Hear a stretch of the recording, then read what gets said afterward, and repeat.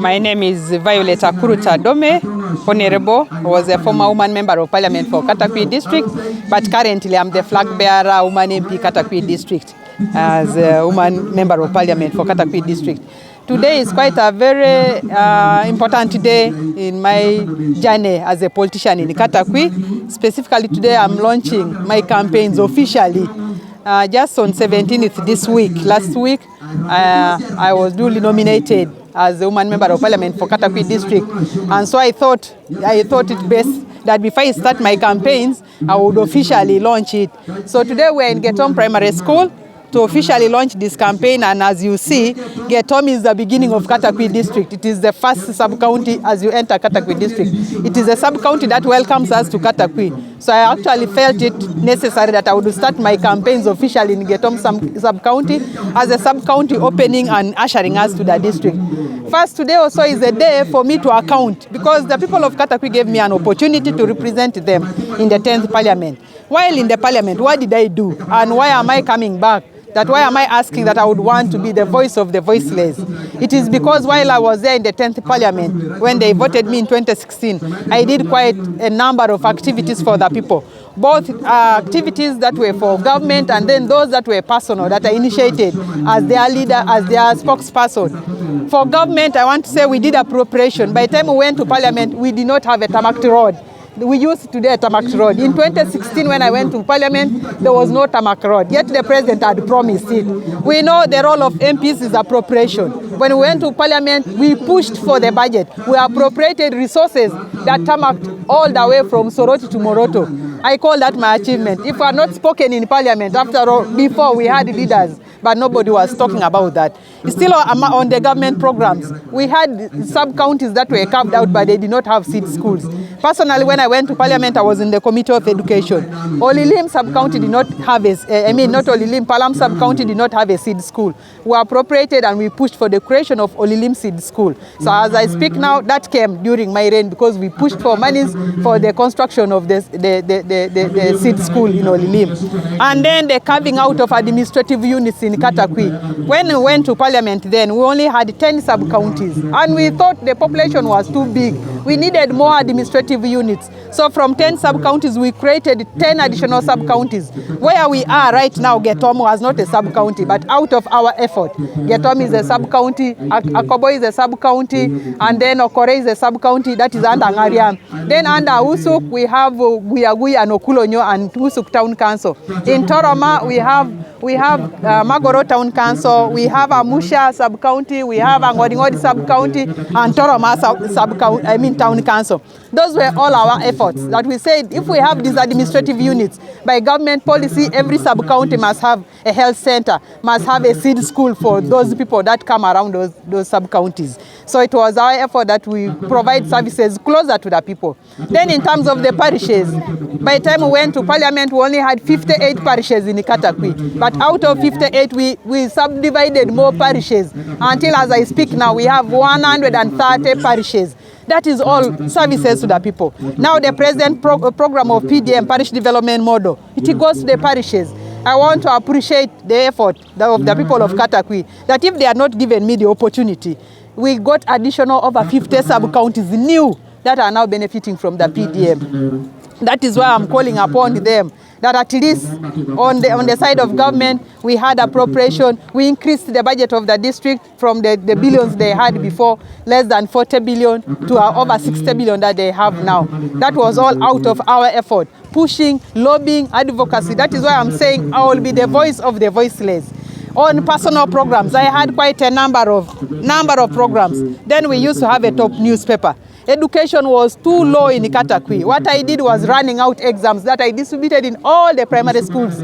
We have 78 primary schools in Katakwi. All of them had exams from Akurut. And from that time, the performance of Katakwi in terms of PLOE improved tremendously, that it has never gone back to the level that it was before, out of my effort, because I brought exams to school, I gave them textbooks that improved the performance, and then I had the refresher courses also for the teachers and seminars for the teachers, all that helped. Then boreholes in the district, we had a challenge of clean, safe water. I repaired so many boreholes. I also provided new boreholes, as in digging new boreholes in about 5-6 sub-counties in Katakwi. I cannot list all of them. But that was the personal initiatives that I had or activities that we had. Then circles in each and every sub-county that constitute Katakwi district. They have circles of Akurut. I facilitated the women councils that they should be able to monitor the women activities in their respective sub-counties. I provided them with bicycles to monitor activities that happen in their villages or in their sub-counties. Then I supported the youth with games and sports they have at parish level. They had jerseys, they had games at that level, which I don't know if those things are still going on, but I'm saying if they gave me the mandate, I will still be the spokesperson for the youth, I will still speak for the youth, I will still bring initiatives, activities for the youth. Because the challenge I have with most of my youth, most of them do not have jobs. Actually, in Katakwi, it is the biggest challenge we have, youth unemployment. So what are we doing? We are talking of skilling the youth, that if youth have some activities, some jobs that they are doing, then they will not be idle, they will not be drinking. But the key is about also supporting the women. They are single mothers. I had programs for single mothers that I think I will be able to continue with those. Personal programs, churches. I supported so many churches, iron sheets with cement and the rest of it all, that I think given the mandate I will continue with the same. Akio groups. In most of the villages I supported them with the cups, plates and jugs, jerry cans to help when we have issues, challenges. Not only challenges but also maybe in marriage. Okay. So I want to say I have a plan in my manifesto.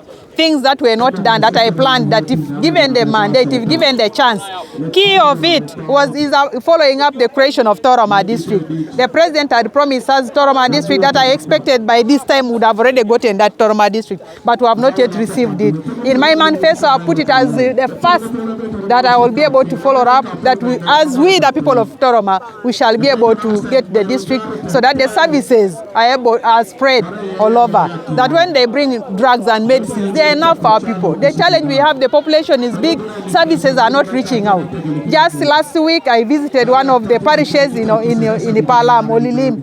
The roads are too impassable. We are saying let us not just have leaders who are there for themselves, but we want leaders who are going to speak for the people. The roads are too bad. A woman gave birth in Aterai because the road is impassable.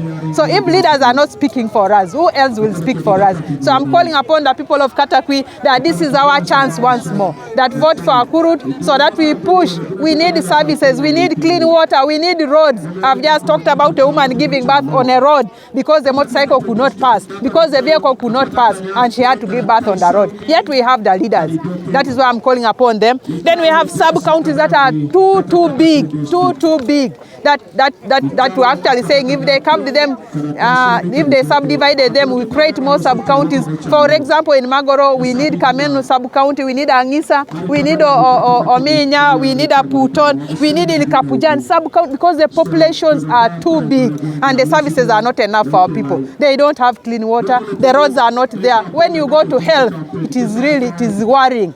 So we are saying we need leaders who are going to be a voice of the people. And as Akurut Violet Adome, I promise to be the voice of the voiceless, the voice of our people, improve on education, ensure that the youth have something, either skills that will empower them to do something for themselves. But above all, the mothers, there are those that are single mothers. What projects are we doing? What activities are we doing to empower ourselves? We are talking of livelihoods. There are youth livelihoods. There was also women empowerment projects. But it's not reaching each and every person. And that is why I'm saying I will push. After a while I was there, we pushed, quite a number of them got it. But as we speak now, we are more like orphans. We don't have leaders. We don't have a woman MP. So Akurut is here to be able to be a representative of the people of Katakwi, to speak for the people of Katakwi, so that at the end of the day, everybody will appreciate that indeed we have the leaders. There are quite a number of things that are planned, but because of the time, we shall be able to share this. There is quite a lot that I have for the people of Katakwi as I launch this manifesto today. I want to thank you for giving me the opportunity. I want to thank the people of Katakwi for already entrusting me with this. Already we've come this far, and I know they will not let me down. I want still to call upon them that let us unite our effort for the betterment of our district, for God and my country. Thank you.